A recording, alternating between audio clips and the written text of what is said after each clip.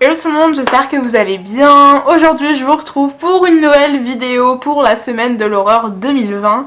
Aujourd'hui je vous retrouve pour une chronique de film, ça sera un filmorama, mais un film quand même en rapport avec la période d'Halloween, sinon je l'aurais pas mis en fait dans la semaine de l'horreur. Du coup, voilà, et du coup on commence tout de suite. Donc le film dont on va parler aujourd'hui, vous l'avez vu dans le titre, j'en ai parlé sur Insta, sur TikTok aussi, c'est Ubi Halloween. Donc du coup voilà.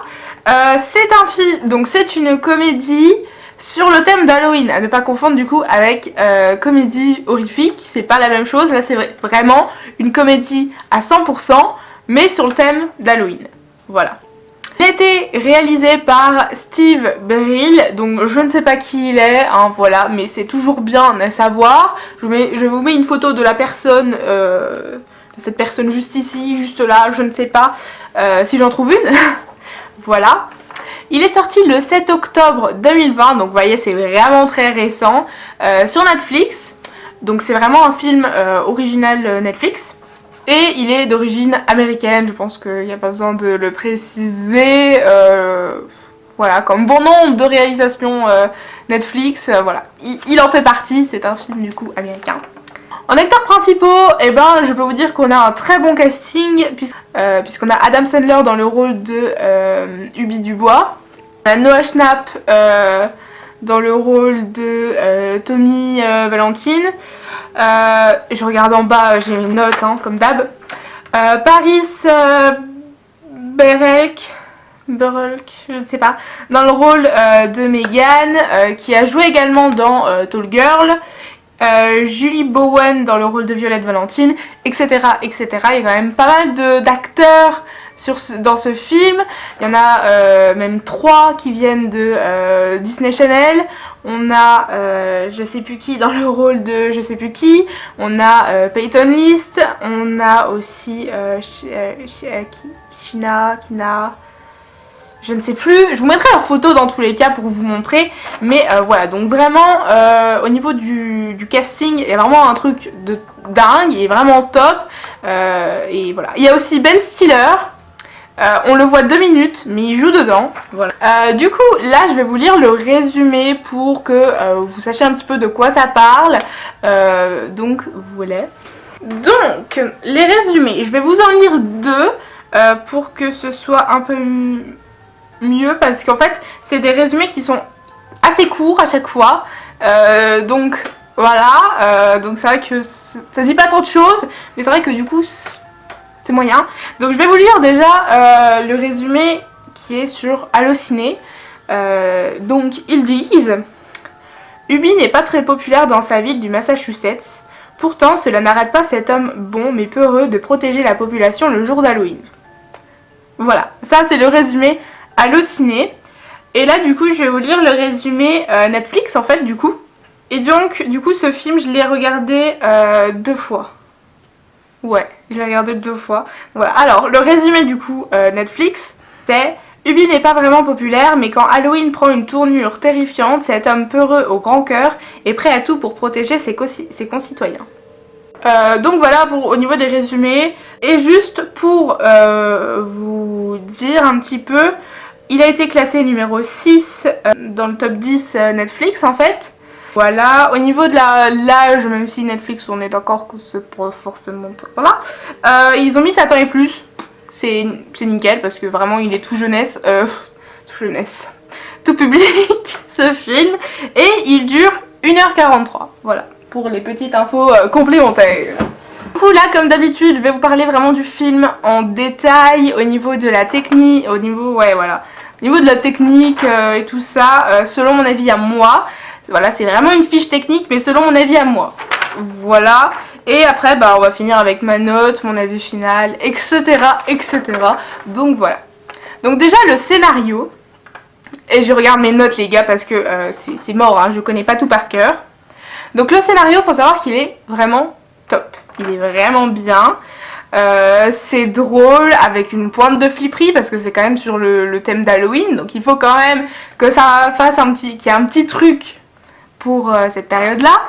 Il y a aussi une pointe de romance, mais c'est très chelou parce que c'est en mode vraiment comédie pour le coup, du coup. Donc voilà, faut pas s'étonner si c'est un petit peu chum, c'est normal. Et sinon, ce film, il est vraiment avec un arrière-plan, une arrière-pensée en fait, centrée sur les personnes gentilles, généreuses de nos jours, dans ce monde de brutes où il y a des harceleurs, etc., harceleuses et tout ça. C'est vraiment ça qui est quand même mis. C'est quand même mis en avant, c'est pas le thème principal non plus du film, mais ça a quand même une grande part dans ce film-là, et j'ai trouvé ça vraiment génial en fait de parler de ça. Donc ouais, franchement, enfin, le scénario il est vraiment bien, il est bien recherché tout ça. Et puis le retournement de situation, vraiment. Ok, on est dans une comédie, mais le retournement de situation, on ne s'y attend pas du tout. C'est trop... Enfin, c'est vraiment bien trouvé en fait. Et ouais, franchement, on est surpris. Mais en fait, quand t'as ce retournement de situation, tu comprends. Donc voilà. Ensuite, au niveau de la bande son. Alors, ce film, il n'y a pas énormément de musique à proprement parler avec des paroles et tout. Mais il y a plus des effets sonores, des bruitages et tout pour accompagner les scènes, les plans, la situation, etc. Et les quelques musiques qu'il y a dans ce film-là, elles sont vraiment bien. Perso, moi, je les ai beaucoup aimées. C'est très... Ça va nickel, en fait, avec l'ambiance du film, avec le genre, avec ouais, l'ambiance et tout. Et franchement, elles sont bien trouvées. Il n'y en a pas beaucoup, c'est dommage, mais ça suffit. Voilà. Ensuite, au niveau des images et des plans, les plans, ils sont bien. Là ils sont bien. J'ai remarqué qu'il y avait beaucoup de plans drones, de vues aériennes, et je trouve ça vraiment top. Perso, j'aime beaucoup les vues aériennes, je sais pas pourquoi, c'est plus joli, on a vraiment une vue d'ensemble, on peut voir plus de détails, et c'est vrai qu'il y en a beaucoup dans ce film, donc c'est assez top, c'est cool.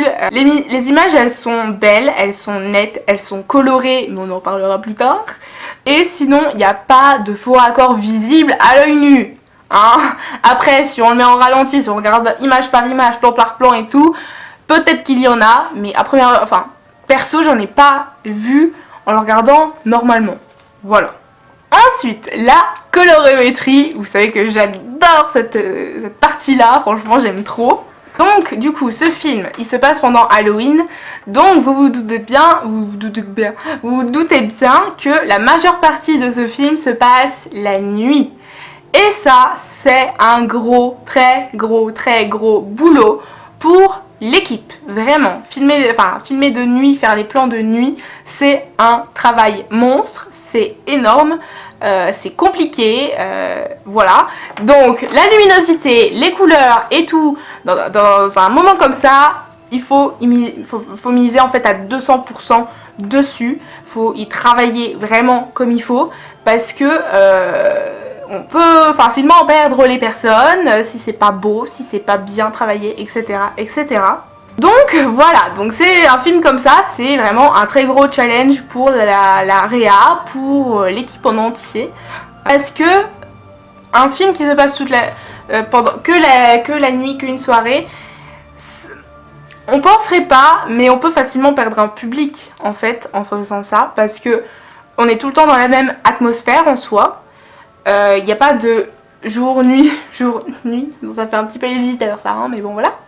Jour, nuit, jour, nuit. Mais voilà, donc c'est quand même un très gros challenge parce qu'il faut réussir à tenir le spectateur, tenir en haleine, je sais pas trop quoi, sans le lasser pour autant, sans faire un effet boule de neige en fait. Et voilà, donc c'est un très gros challenge qui a été très bien fait, vraiment, il a été très bien réussi ce challenge, hein, franchement. Après, voilà, ça, vu que le film est principalement la nuit, il faut réussir à jouer avec tout le reste, en fait, les lieux, les situations, les émotions, les plans et bien sûr les couleurs, hein, voilà, c'est pas anodin. Un film terne va moins intéresser certaines personnes qu'un film avec des couleurs vives. Si on prend par exemple les films de Tim Burton, je sais, je parle de Tim Burton alors qu'il y a la grosse polémique en cours, je m'en fous. Ces films, il a deux styles différents, principalement. Il y a le très très sombre, comme Sweeney Todd. C'est de lui, hein, on est d'accord, hein, il me semble. Voilà. Très sombre, très très dark et tout. Et il a vraiment un côté aussi très vif, très coloré, très extraverti. Exemple, Alice au Pays des Merveilles, Miss Peregrine et les Enfants Particuliers. Voilà, c'est très coloré, très extraverti, très grand, très grandiose, etc. Lui, il a vraiment voilà, ces deux styles différents. Là, voilà, il faut réussir à jongler, à trouver le juste milieu. Et là, pour Ruby Halloween, c'est très bien fait. Les couleurs, elles sont vives, mais sans casser l'effet nuit. Voilà, parce que des couleurs trop vives, alors que c'est censé se passer la nuit, tu vois qu'il y a un problème. Tu le vois, tu le sais. Là, vraiment, c'est coloré, mais sans casser l'effet nuit, l'effet festif d'Halloween aux États-Unis, parce qu'en France, on est d'accord que c'est de la merde. Mais voilà, sans casser vraiment l'effet festif d'Halloween aux États-Unis. Surtout que là, Ruby Halloween se passe à Salem. Genre Salem, les sorcières de Salem, etc. Voilà. Les couleurs, pareil, elles collent avec la période d'Halloween. Et c'est mais juste super bien. C'est barré comme je sais pas quoi. Mais du moment que les couleurs en fait restent vives, les trucs drôles vont faire rire, vont être drôles. Parce que les couleurs apportent quelque chose. Voilà. Bref, pour faire simple, les couleurs dans ce film sont très bien faites, le challenge est très bien réussi et c'est un très bon film. La couleur, c'est nickel et voilà. Ensuite, le jeu d'acteur. Bon là, je pense qu'il n'y a pas besoin de parler vraiment de problème parce que vu le casting qu'on a, alors Adam Sandler qu'on voit dans des films depuis des années et des années, Noah Schnapp, on l'a vu dans Stranger Things, on a vu qu'il savait jouer, qu'il était doué et tout ça. Ce film-là le confirme, qu'il peut être doué dans d'autres rôles que dans celui de Will dans Stranger Things. Ça le confirme, vraiment. Donc il n'y a pas de souci au niveau du jeu d'acteur, les émotions passent très bien, les émotions passent vraiment super bien. Et franchement, chapeau à ceux, aux acteurs qui interprètent les harceleurs et tout ça, parce qu'ils jouent tellement bien au niveau des expressions, au niveau aussi de la voix, de l'intonation et tout ça. On arrive à haïr vraiment les personnages, même s'ils n'existent pas, même si on ne les connaît pas, on arrive à haïr les personnages, donc vraiment chapeau à eux. Après voilà, il y a quand même Ben Stiller qui est dans 2 minutes du film, mais pour qu'il ait accepté ce rôle-là, c'est qu'il sentait en fait que le film avait du potentiel. Il joue super bien, même les 2 minutes. Voilà, en même temps c'est Ben Stiller, pareil, celui-là on le voit depuis des années dans les films. Et puis il met en avant quand même des acteurs qui sont pas forcément extrêmement connus, qui ont souvent des seconds rôles, même si là du coup ils ont aussi souvent des seconds rôles, mais ça les met quand même en avant parce que mine de rien ce film met quand même en avant les rôles principaux et les rôles secondaires. Il les met autant en avant les uns que les autres et franchement c'est juste mais super bien en fait travaillé. Il est vraiment bien travaillé ce film en soi parce que vraiment il met tout le monde en avant à sa façon. Et franchement ouais, c'est top. Ensuite, vous me connaissez, j'aime aussi beaucoup cette catégorie là, les morales.